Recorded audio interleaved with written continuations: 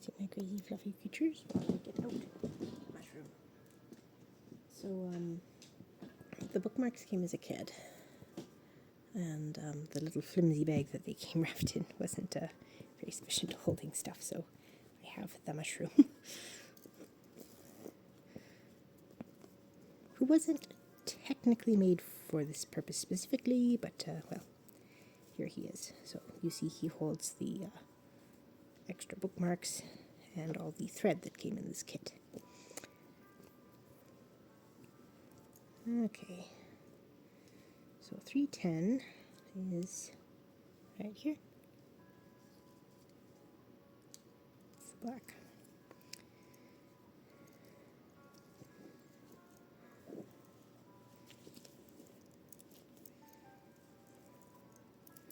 Probably be a little neater whenever I start the next bookmark set with putting them actually in here properly. Let's see, here's my little mushroom. Back where he is. There you go. I'm going to go ahead and just use all of these.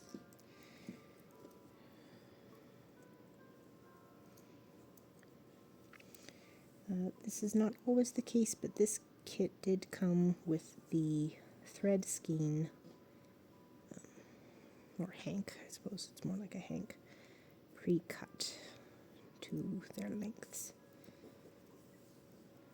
There we go. Serve this one out, put these other guys into the holder.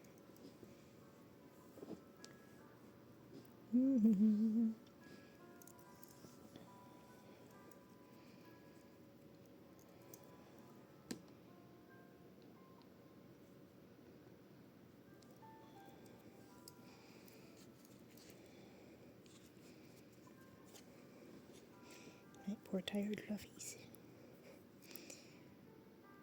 I think I'd take them out and run them across fields all day long. Well, they are old. Little one up there is almost 13, and big fluffy down below. Medium-sized fluffy, technically, but bigger than the other one is almost 12. So, for these particular breeds, that's actually not all that old.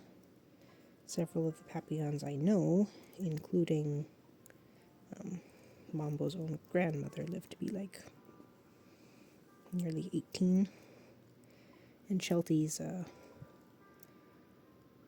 provided nothing goes actively wrong with their health, do tend to be decently long-lived dogs.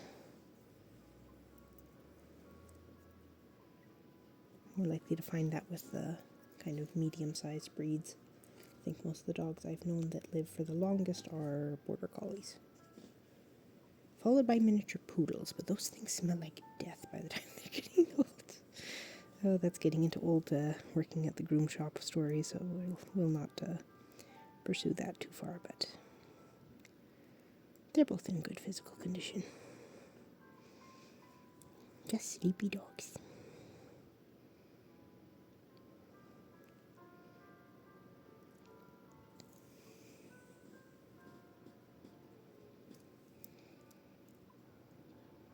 Didn't pull those two from close enough in the hank. I have noticed that if you manage to, because it's 6 intertwisted threads, and if you actually get them in the right ratio in relation to each other, you actually will get threads that are the same length.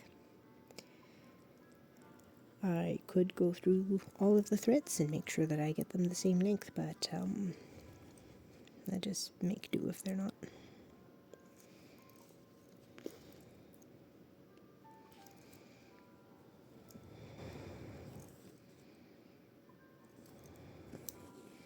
If you're going to work with black thread, make sure you've got good lighting.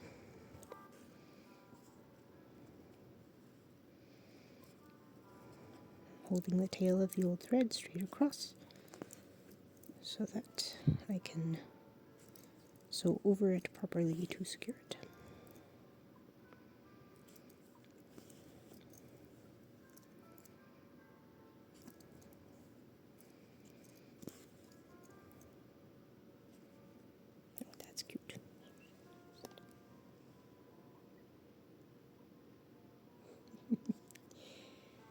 Such a sleepy old man. Anyway.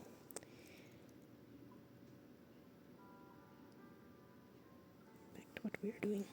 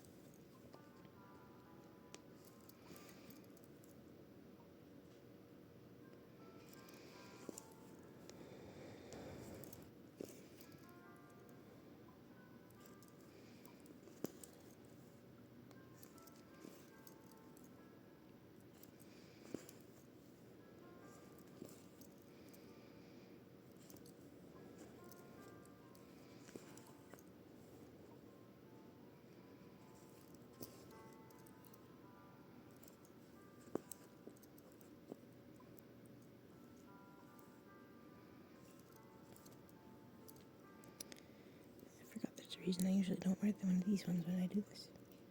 These are quite fun. This is a fidget ring. Anyway, putting it back over here. I mean, this is technically a fidget ring too. It spins. They both spin.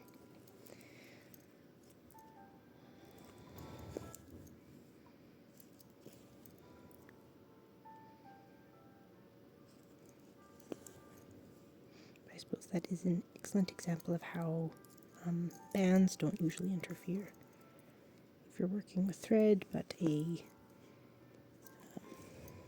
ring with a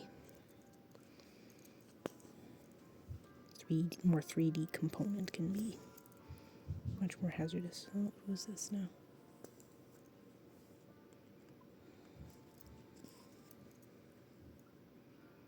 Which child is that? Suspicious.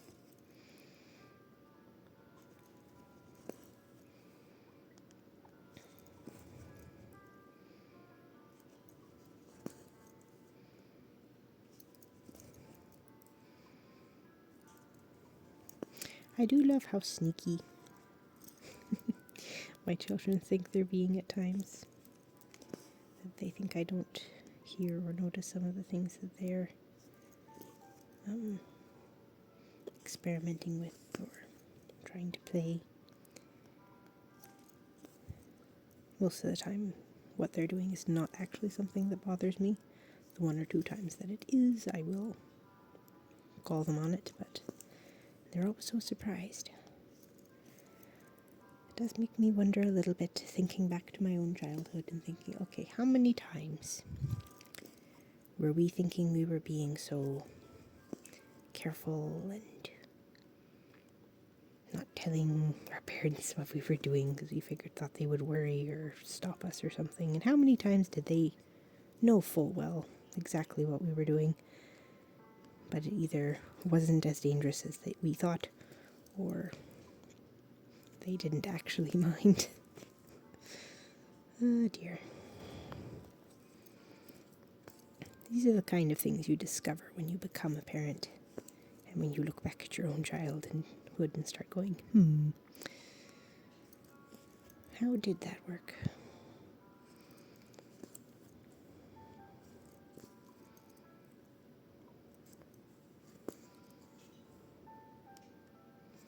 Spectacular contrast with this.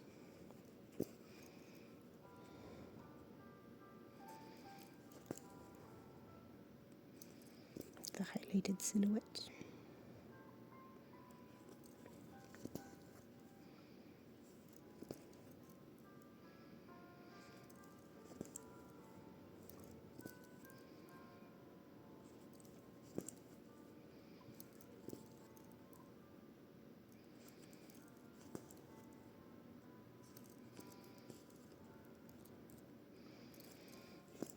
You've seen me do this before, but doing this is a great way to move the starting point of your stitch line.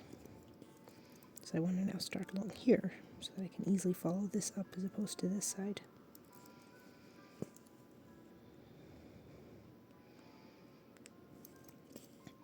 I mean, you could just do each individual X across, but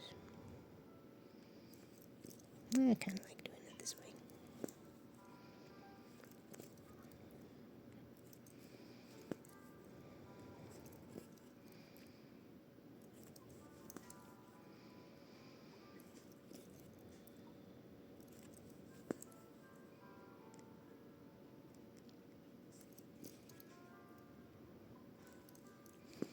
I might need to use my filming break to go and check and see on if those boys are now trying to play Lego quietly together. Getting nearly half an hour past their bedtime.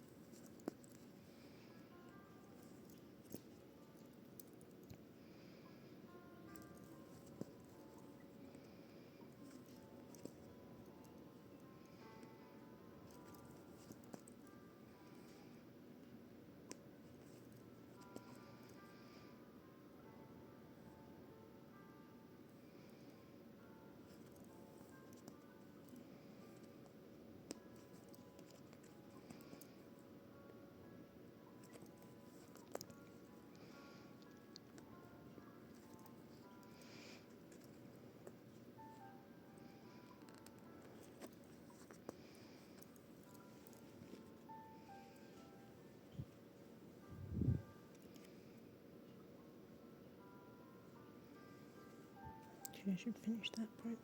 Almost forgot.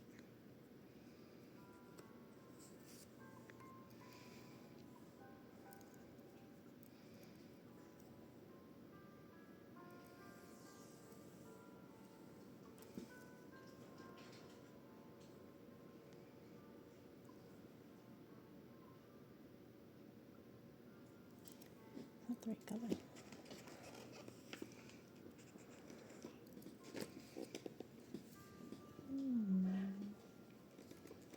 Yep, 8:27.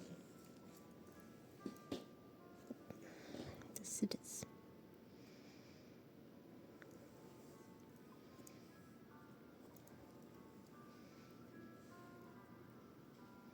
Oh, that's two.